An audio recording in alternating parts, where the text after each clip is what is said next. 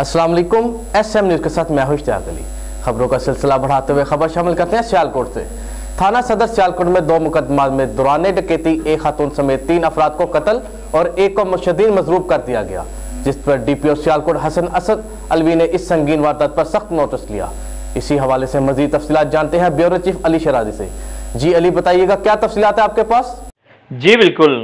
थाना सदर सियालकोट में 2 मुकदमात में दौरान डकैती एक खतून समेत 3 अफराद को कत्ल और एक को शदीद मजरूब कर दिया गया, जिस पर DPO सियालकोट हसन असद अलवी ने संगीन वारदात पर सख्त नोटिस लेते हुए SP इन्वेस्टिगेशन मोहम्मद इमरान की ज़ेरे निगरानी DSP सदर सर्कल इमरान अब्बास चद्दड़ की सरबराही में SHO थाना सदर सियालकोट और दीगर अहलकारों पर एक टीम तश्कील दी, जिन्होंने बुनियादों पर तफ्तीश अमल में लाते हुए शब रोज़ मेहनत के बाद 10 दिन में डकैती मां अंधे कत्ल के मुकदमात का सुराख लगाकर उनको ट्रेस करके गिरफ्तार कर लिया।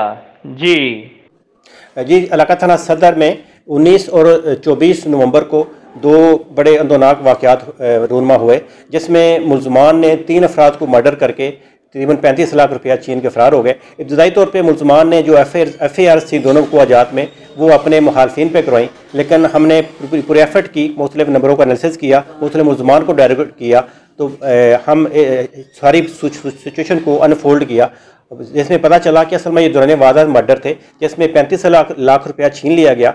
मुल्ज़मान को गिरफ्तार कर लिया गया है, जो कि मुद्दईयान के करीबी अजीज़ ही थे और उन्हें पता था कि इनके घर में कैश पड़ा है। इसके अलावा रिकवरी भी कर ली गई है। अब हम कोशिश कर रहे हैं कि मुल्ज़मान के खिलाफ पूरी एविडेंस कलेक्ट की जाए ताकि उनको करारे वाकई सज़ा मिल सके।